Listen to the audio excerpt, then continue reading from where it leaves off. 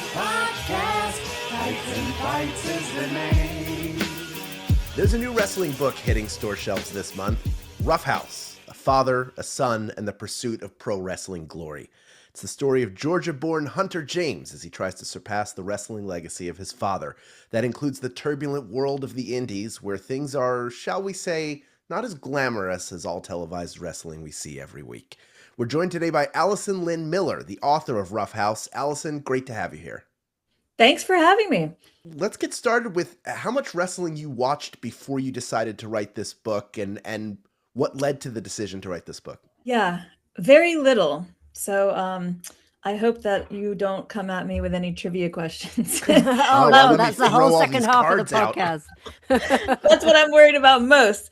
But actually, I mean, I grew up in the late 80s, early 90s. I was a kid at that time when wrestling was at the top of the world. And so, I mean, of course I knew about wrestling and I knew it was always there. What I didn't know was that in my small Georgia hometown where I grew up, there was wrestling shows happening in small venues all across the state.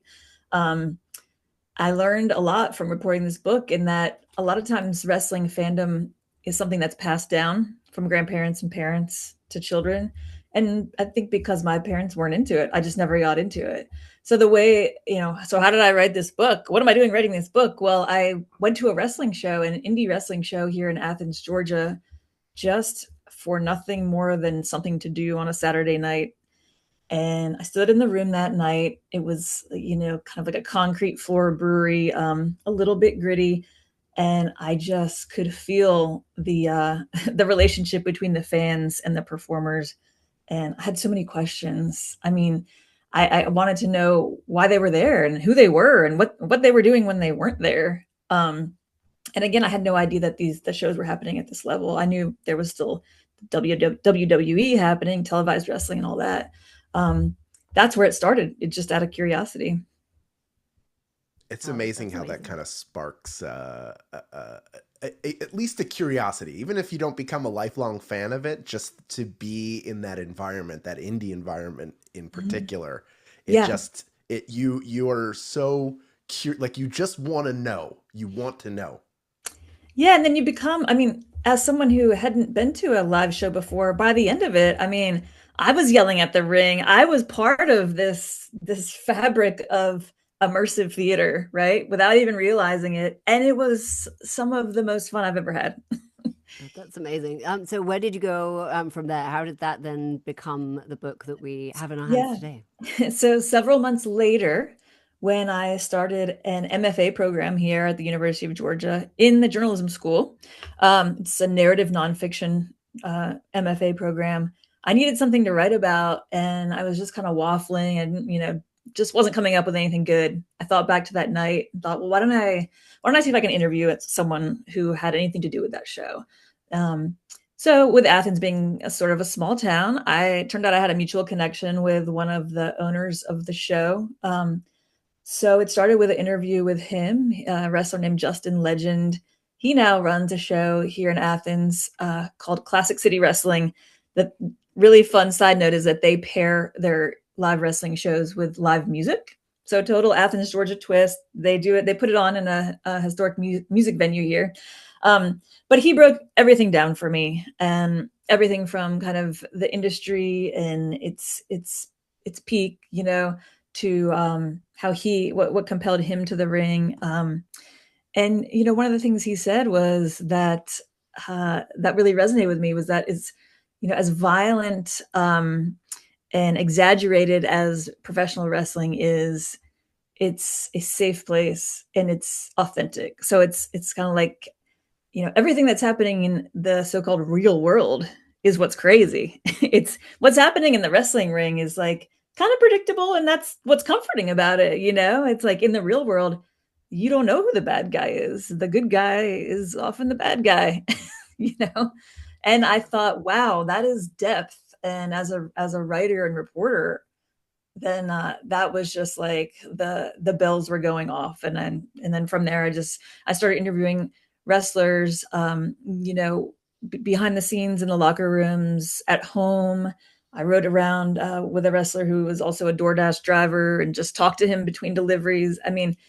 all the performers at this level have day jobs that they do. They're not getting paid hardly anything to perform in the weekends, which was another really interesting aspect about it. So I started asking questions. Yeah.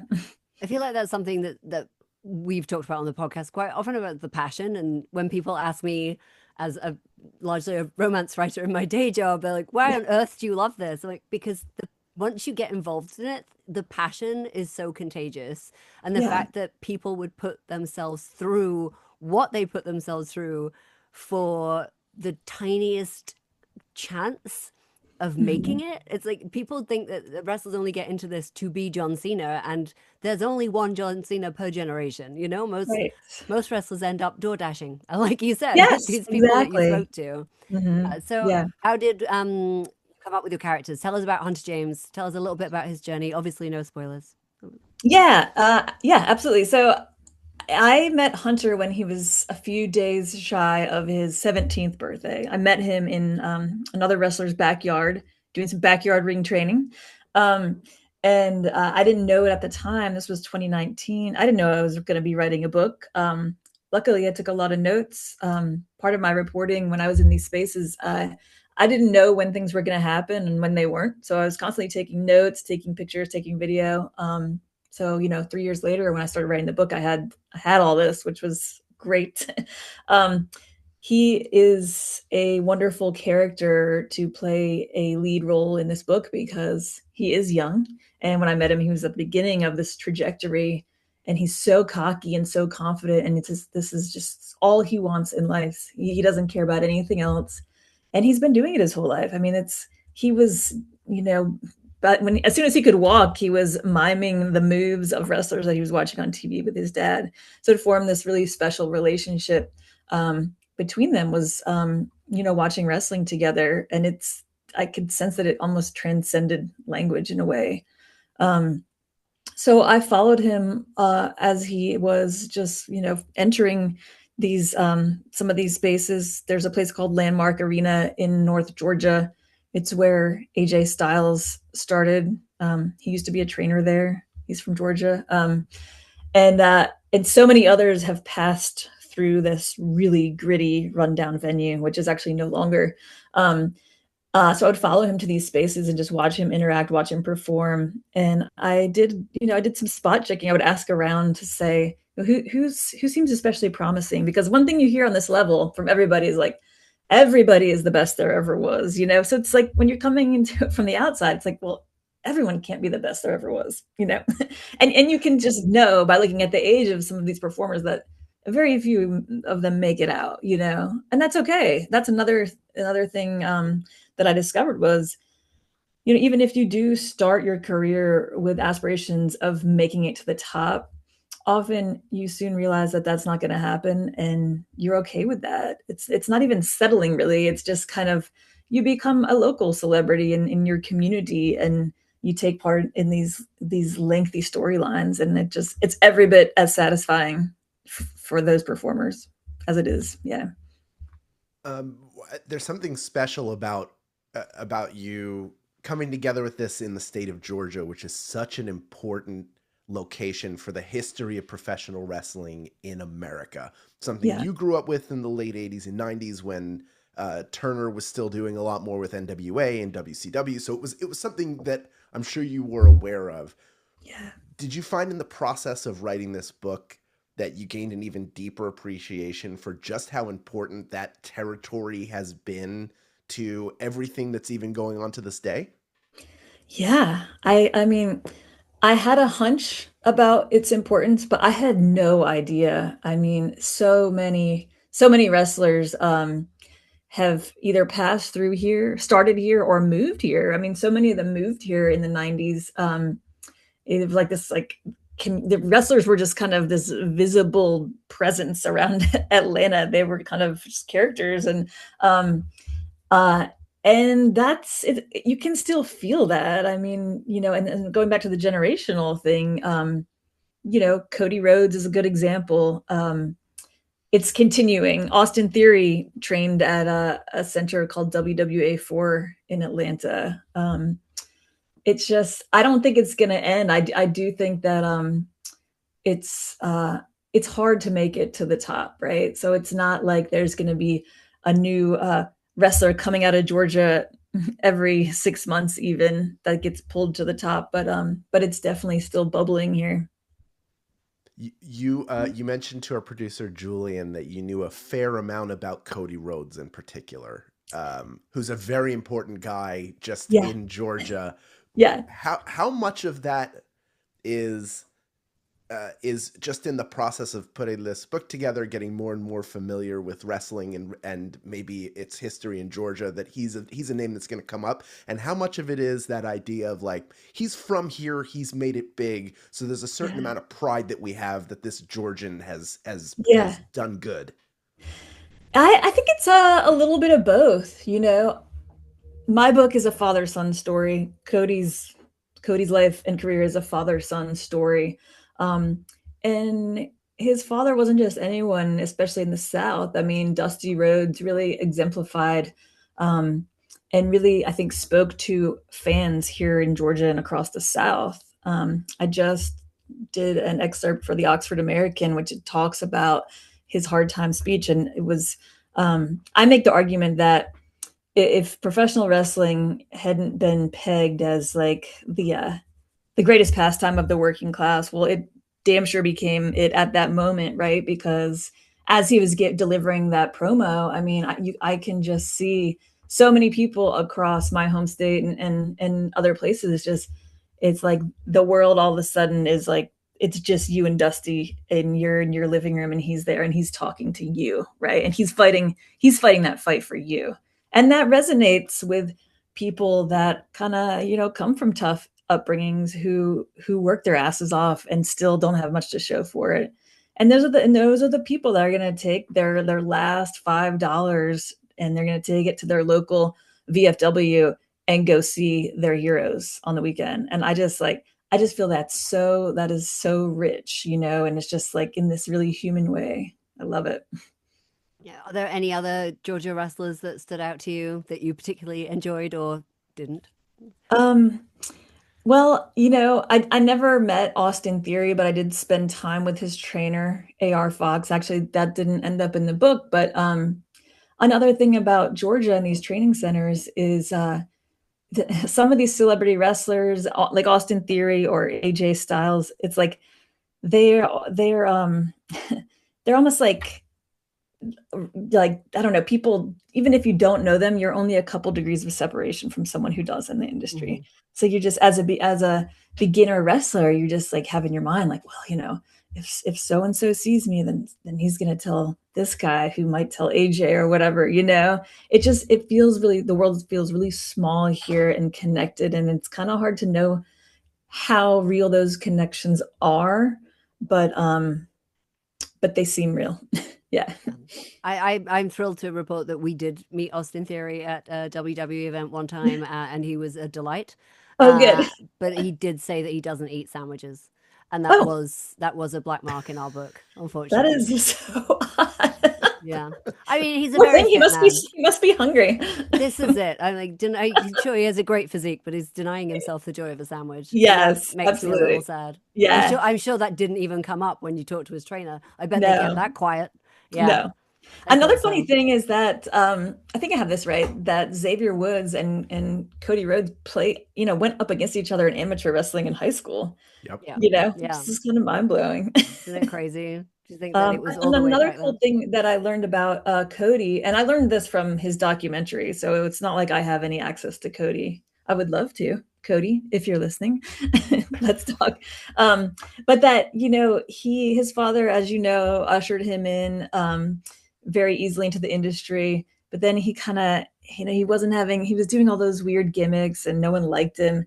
And so what he did was he went back to the bottom. He went to some of these places, the kind of places where I had spent time, they really parallel community theater in a lot of ways, because he needed to feel that connection with the actual fans. And so that just reaffirmed what I was seeing and the depth of what I was seeing. And I felt like, there's so much content about wrestling, about what happens in the WWE and AEW, but I hadn't ever really glimpsed, wrestling, what happens in wrestling at this level. So I was really excited to deliver that to readers. Having experienced that, have you watched any televised wrestling since? And if so, how weird is it to go like, that's not, what is that experience like, if so? Yeah. I really don't watch it, to be honest with you. I mean, there was times when I was reporting the book where I would watch things, because people had mentioned it and I wanted to see what it was all about. And then there was sometimes, this was pretty fun, when I would be in the locker room. Like one time, I forget which number WrestleMania it is, but you guys will know. It's when Cody, returned to the WWE. And so that was on TV as the show was happening in the Boys and Girls Club in Monroe, Georgia. So between their matches, everyone was kind of coming back and just watching it, which was, that was just wild anyway, because it was like this juxtaposition of like, okay, here's where you want to be, here's where you are. And just like the reaction of people when Cody came out. I mean, it's more fun for me to watch it with people who know it. Yeah. Sure. And also probably better to have that experience. Like, Yeah. it would be cool to see the Beatles play Shea Stadium. It would be even cooler to go to see them in Germany or see them at the Cavern Club before they were gigantic. So you get to see like them become who they eventually were. Yeah. Yeah. For sure. So has working on this book and telling the story of Hunter James made you a little bit more interested in seeing at least local wrestling? Are you like, what has that evolution been like for you in terms of becoming maybe an indie wrestling fan in your area? Oh, for sure. I mean, I am all the time recommending to people wherever they live, because I think it's true.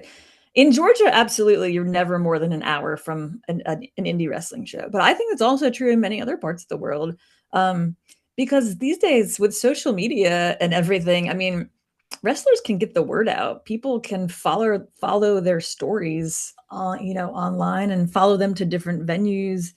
To me, it's just it's so fun to be in the front row. And one time I was reporting, I spent many Saturday nights just in watching wrestling in person with my notebook, just hanging out, didn't know what was going to happen. And once a wrestler came flying out of the ring, and the venue where I was at, their seating was old church pews. So the wrestler just kind of took down the whole row in front of me, and I had to stand up and like, it's just crazy. I mean, you have to be on. You're just like, your heart's beating fast. Stuff's happening. It's just, you're part of it. You're part of the show. Yeah, I feel like you nailed it earlier when you said that you are part of the show, even before you know that you're part of the show. When you walk through the door, it's immersive theater. Yeah, you're absolutely in it. Yeah. That's amazing. Yeah. Great. Well, this is fantastic. Thank you again so much for joining us, Alison. The book is Rough House, and it will be out on January 20th. We are less than a week away as of this recording. If you're listening to this, you're even closer, so you should be even more excited than we are. Alison, what else should everybody know about? Well, I am doing a 14-stop book tour, mostly around the South, Georgia, South Carolina, Texas, going to Houston, Austin, and Dallas. Also Memphis, important wrestling territory there. I want wrestling fans to show up, because one of the things that I was told when I was trying to sell this book is, some people like to think that wrestling fans are idiots and they don't read. And we all know that's not true. I want wrestling fans to show up and be in conversation with me. This book is not a book about me. It's about wrestlers. Yeah. And all of you out there in the nation of conversation, this is, who are lamenting the lack of books that are true to what the indie wrestling experience is. This is a great opportunity for you. So go say hi to Alison, get your copy of the book, either in person or online, and let us know what you think, and let Alison know what you think on social media. Thank you for joining us, Alison. Thank you guys.